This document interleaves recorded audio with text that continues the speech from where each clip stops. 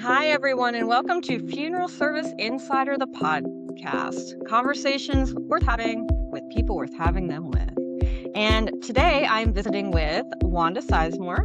Wanda is an onboarding specialist with Envision Strategic Partners, and she is going to be participating in the Momentum 2026 Women's Career Accelerator event. That is a partnership between homesteaders and Kates-Boylston that's occurring in Celebration, Florida. It is a mini MBA today. Wanda is going to be sharing information and knowledge about building your professional brand. So welcome, Wanda.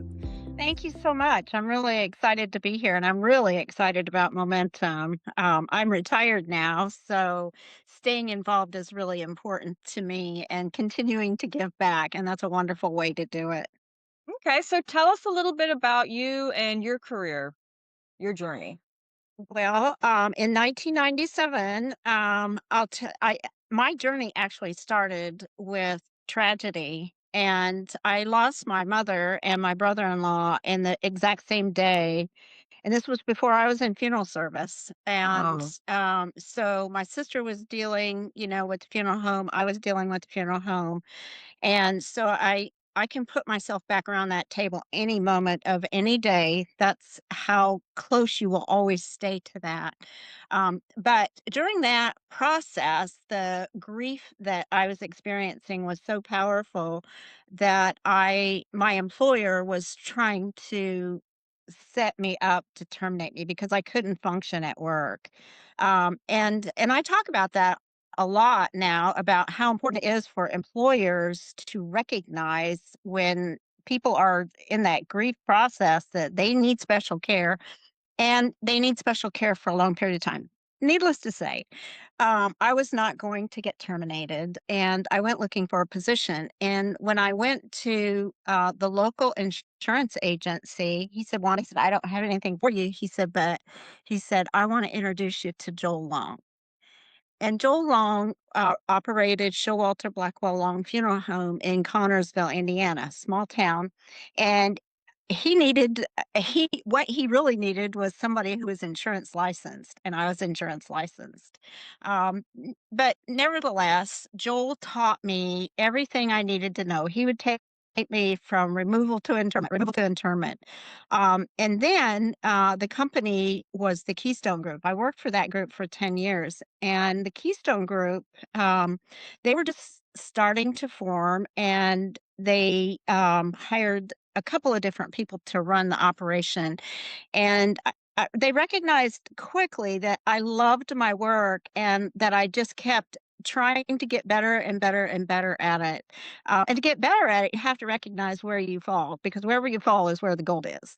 mhm. And so I have to give credit to Mike Hayes. Mike Hayes was a wonderful mentor. Joel Long was a wonderful mentor, and they taught me everything I really needed for that business to consumer transaction, business to consumer.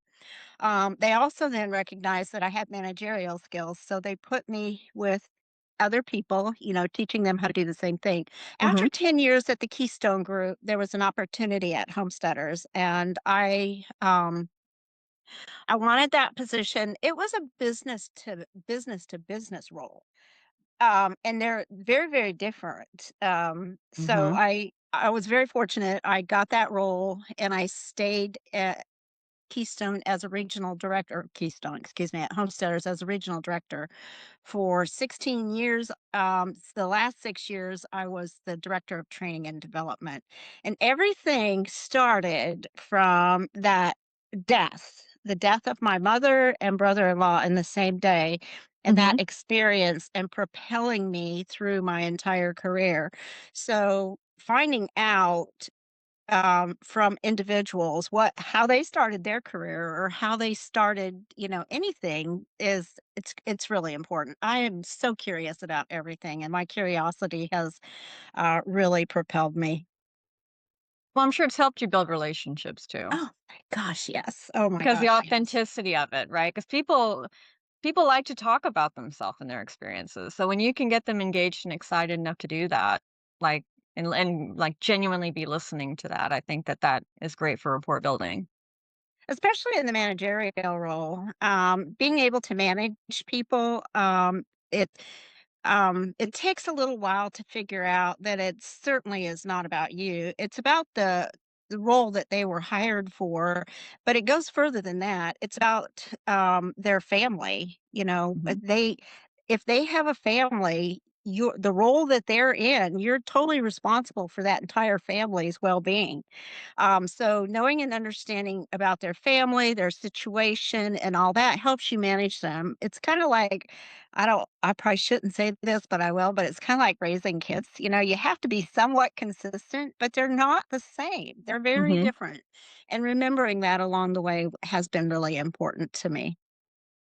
And in a leadership role, I think that's really critical too, because when you know your people to an extent, you can see when something is going on when they haven't mentioned it necessarily themselves, and you can recognize opportunities where maybe they need support or they need something prior to it starting to reflect in their work.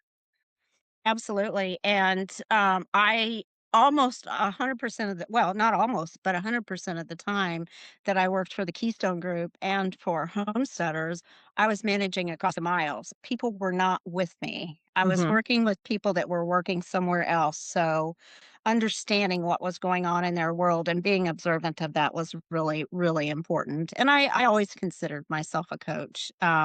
If especially if I hired you, I acquired some people, but if I hired you, I felt like it was my responsibility to make sure that you bloomed in your role.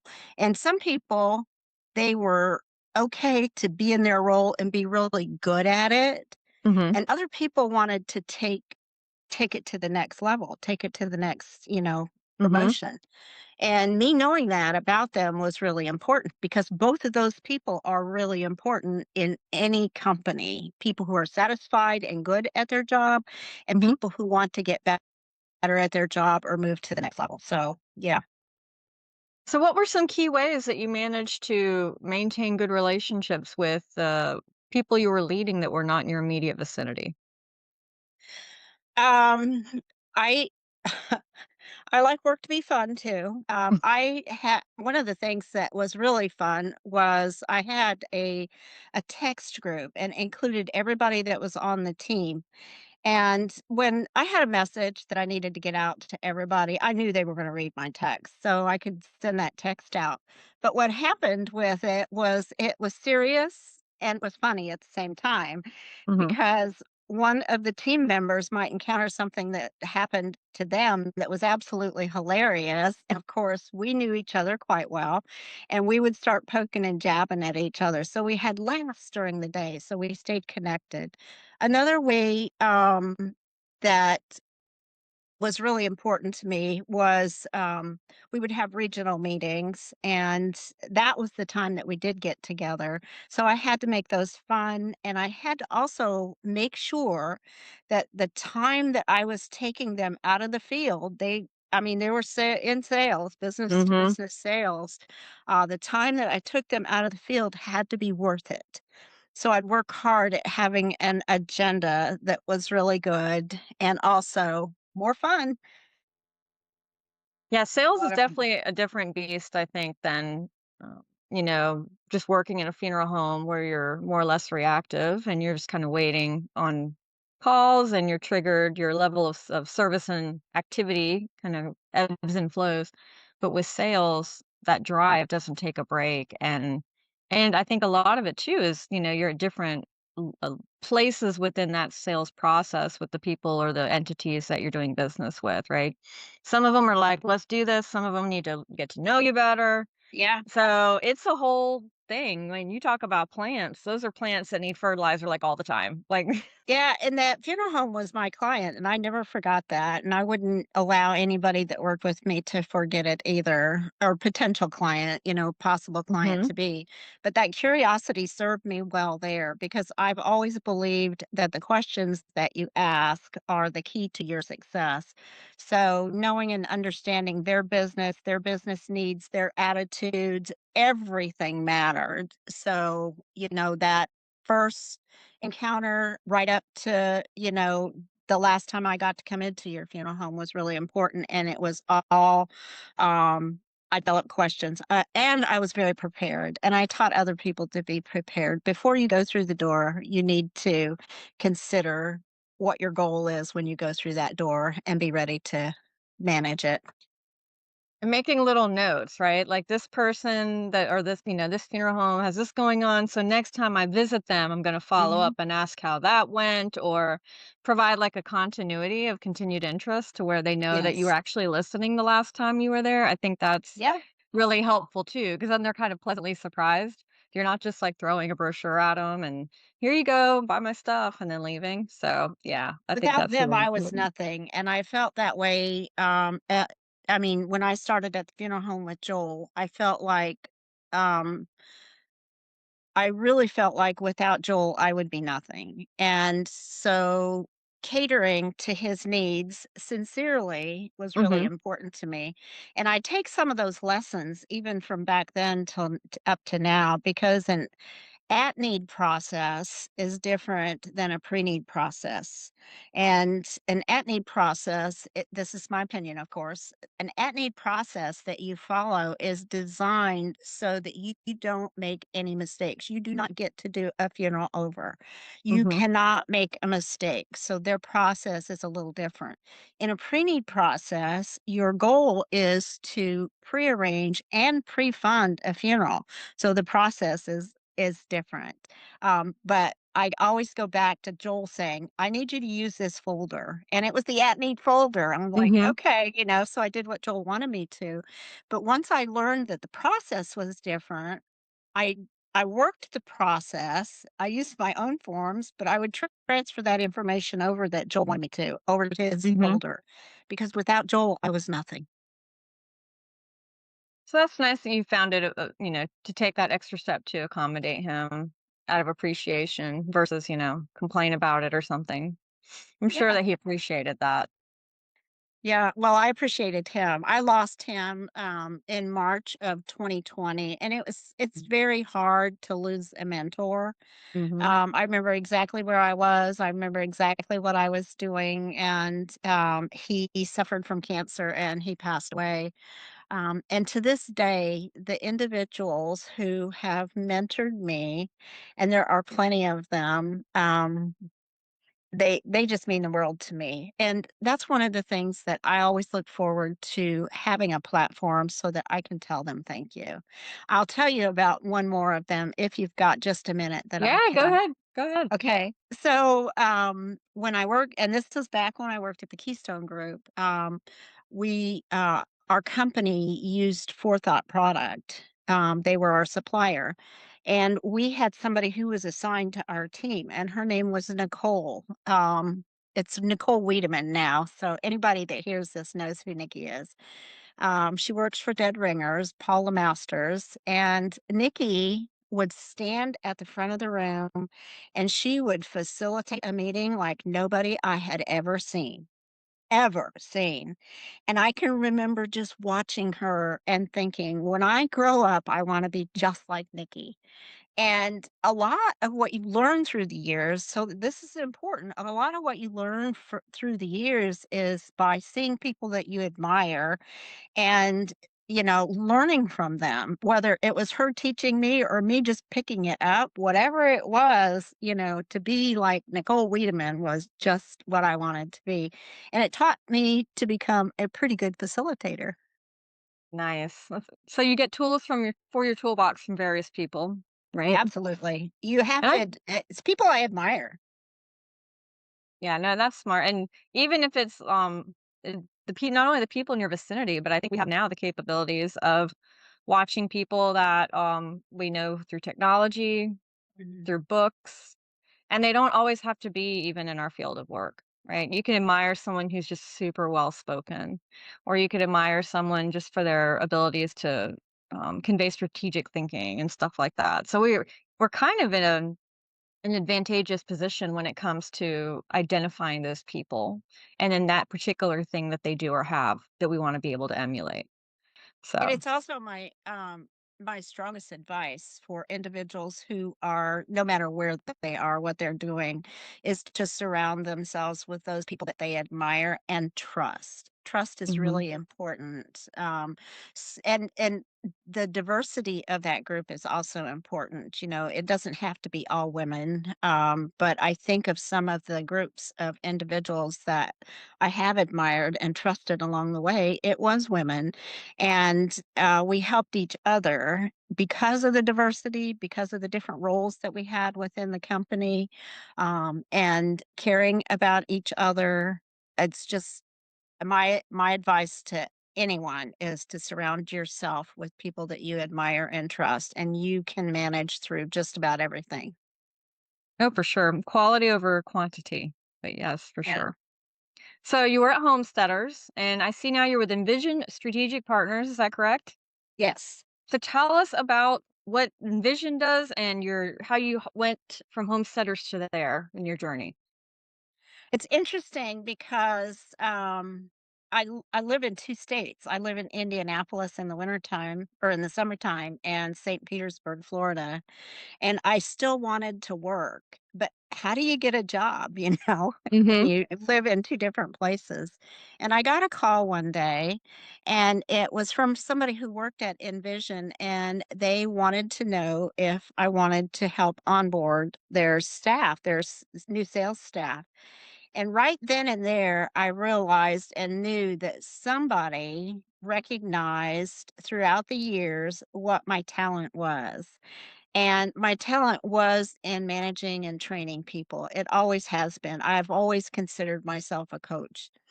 And that job, it started out one way and it's morphed into something that's really awesome. I mean, I totally love the work that I do. I actually teach people our sales, consumer sales presentation before they sometimes are even appointed by the company. Mhm. So they have to know it so well that the following Monday that they can role play with their sales manager. So my job's really hard, but it's fun. Mhm. And like I said, it's morphed into something that's just actually working really well. And from working at Homesteaders, I realized that you have to be able to prove that you're getting better or that it's working. So I track everything Mhm. and it's working. And I absolutely love helping the new people as they come on and they're preparing to meet with the consumer, the family that we serve.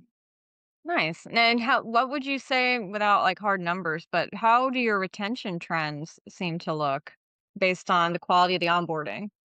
I'm actually, gotten through a full year right now, and I'm working on that project just as we speak. So I can't totally give you all that number, but Mhm. I would say an average retention number, and it's going to depend too on the state because we have the funeral director. You have to be a funeral director Mhm. in some states, and you don't have to be in some other states.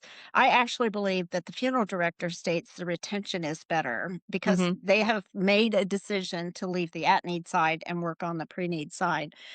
So right now, I would say that the retention numbers are about 75%, Okay. which is Mhm. That really is good. good for preneed But sales and yes, yeah. yeah, it is. I mean, Usually it's people grab a handful and like throw and see who sticks or whatever, right? yeah, Yeah, it's yeah, hard. And like it we were is hard. saying earlier, sales is a beast that's always hungry. Like you don't get the ebb and flow of business that you get in an at need situation where you can just Yeah. be like, oh, okay, we're in between services, things are slowing down, I can catch up, I can read the paper. 'Cause I Yep. did some time with SCI, I was a pre-need sales manager here in San Antonio, and Right.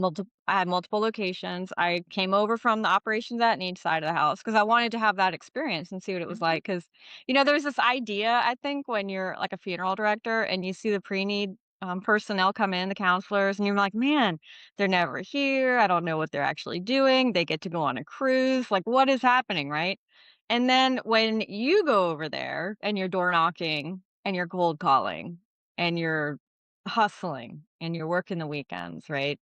You understand so much better Mhm. what how because it looks very different. And I think one of the challenges in our profession sometimes is getting the at need side of the house and the pre need side of the house kind of to trust each other, right? Absolutely. And I think a lot of the reason for maybe that hesitation is just that not really understanding each other's worlds. Mhm. And so I was lucky to have that experience and get, a taste of that world, and it was different, and it was beneficial for me to kind of spend some time over there. But it's a different type of, I think, person that wants to Yes. do like the That's motivations are a it. little different, Yep, and which is okay, and there's it nothing is. wrong with that. It's not a bad thing by any means either. But it was definitely different. And to be It able to retain like good prearrangement counselors and things, that's a big deal, and that's pretty impressive if you're and able to that onboard them right and keep them.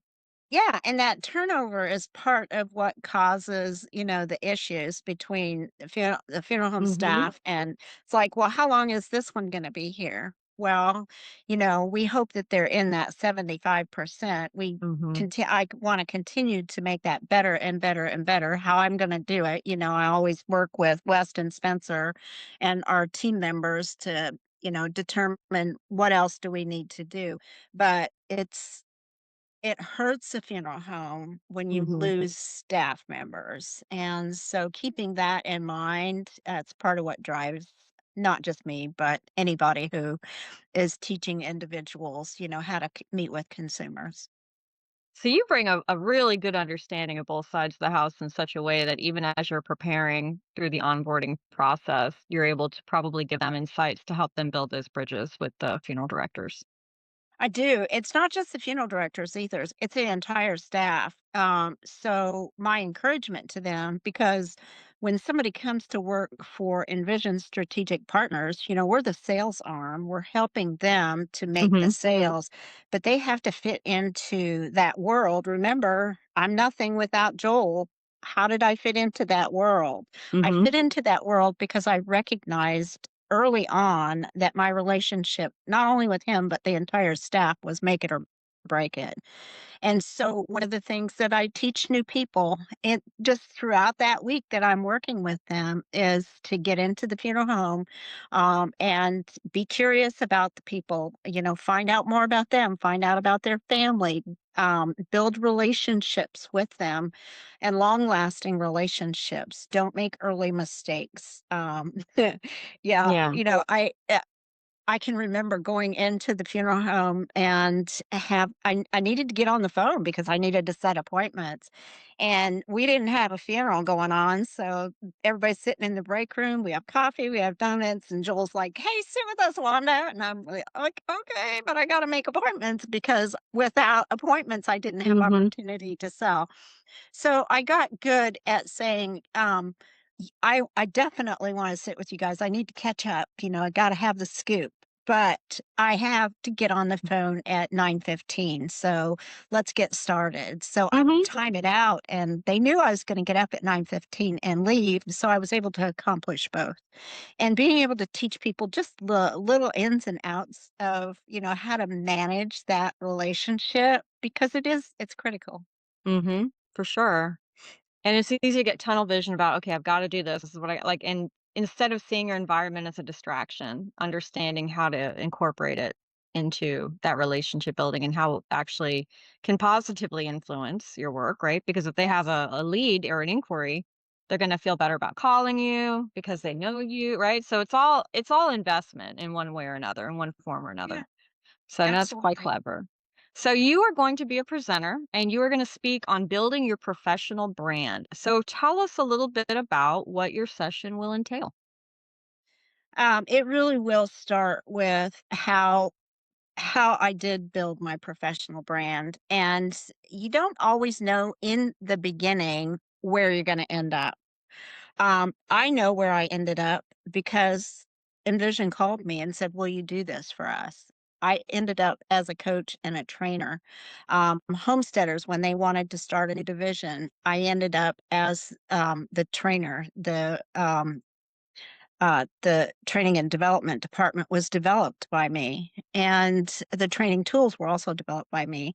So um, I think part of what's really important again is understanding how to communicate well with people. That curiosity was important.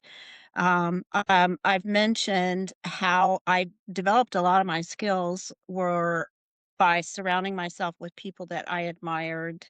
But another thing was giving back. I guess that's what I'll call it. And what I mean by giving back is having worked for 2 companies that gave me the opportunity to become part of a committee for ICCFA or participate with NFDA or other women's, leadership conferences, an opportunity to get on the stage and have that visibility and make sure that when you have that visibility that they're taking something away. And they have to be able to take something away. When I would go and I would watch a speaker, I was watching them for purpose.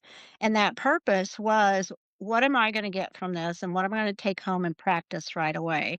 So that really is my goal, is to be able to help people understand how they can learn from each other, but to find yourself with that visibility and developing relationships along the way. I mean, I feel so fortunate and so blessed to know people coast to coast, and, I did not get that for really much for what I do, but it's because they gave me a chance and Mhm. an opportunity to share stories, like what we're talking about right now. But through the years, it was evident that I knew how to sell pre-need. It was evident that I knew how to develop relationships. That was evident that I could work with consumers and that I could work with businesses. It was very evident that I was a good coach. I'm so proud of the people that I did coach along the way, because they've, made something really spectacular of many of their careers. So that brand was developed over a long period of time, and it was just recognizing what needed to be done and developing the skill set to be able to do it. And I could not have developed even that skill set without realizing what it was I needed to learn. And I would Mhm. walk into my fear. I mean, totally. To get on stage and be able to do a presentation just frightened the holy heck out of me. Mhm. And, when I say walk into your fear, I just did it. I just got there and did it, And once you get started, you're fine. But you have to do things that make you uncomfortable. You have to get outside your comfort zone. And people notice when you've gotten outside your comfort zone. And people also notice when you're invited repeatedly through the years to be able to participate. And I'm just very humbled and just really happy, um, that I've had that opportunity. And I am my brand. I'm a coach. That's fantastic. Well, I'm really excited about your session. I will be attending the Momentum event, obviously, but I think this will be really unique. Like I said, it boasts being an MBA in a day, so it's very purposeful, focused, good key takeaways for women that are trying to grow within their leadership roles. And it sounds like them having you as part of that program is going to be really beneficial for the attendees. So I thank you in advance for that. But for those of you who are curious about when and where this is taking place, let me just tell you, it is going to happen. Let's see. Do you know offhand? Because I'm pulling it up right now. I If you think it's maybe September faster. 23, 24. I think so 23 too. is, the reception, the evening Mm-hmm. reception, which those evening receptions are also very, very powerful. You meet new people and you Mm-hmm. stay in touch with new people. So I believe that's on the evening of the 23rd. And on the Yep. 24th, then it's all day sessions. And the other speakers that are presenting, I can't wait to hear what Mm-hmm. they have to say. Believe me, I'll be in the audience doing what I always do, which is, "What can Being I take away curious. from this?" Yeah, being No, for curious. sure. Yeah, for sure. You're in good company. So September 23rd and 24th in Celebration, Florida, you'll have a lovely atmosphere. And as Wanda suggested, the connections made even during the night prior, that socializing time has value in it in and of itself. So when you come, bring some business cards and be prepared to share some information with others that are there. And then get ready to get your thinking caps on because the next day I think we're going to be doing some really exciting focused work together. So, Absolutely. I'm really excited about it. me too. Well, Wanda, I want to thank you for your time this morning and for sharing a bit about your own story, which is very interesting. I feel like you and I will probably be talking again. But thank you for encouraging people too to be uncomfortable, to be curious, and basically just letting them know how much that can impact their growth because you're an example of that. So I thank you for coming by this morning. Thank you so much, Jennifer, for having me. I look All forward to right. seeing you in Florida. All right. This has been FSI the podcast. This is a bonus episode, and it has been brought to you by Kates-Boylston. You can find details about the Momentum event and about Wanda in show notes. Thank you all so much for listening.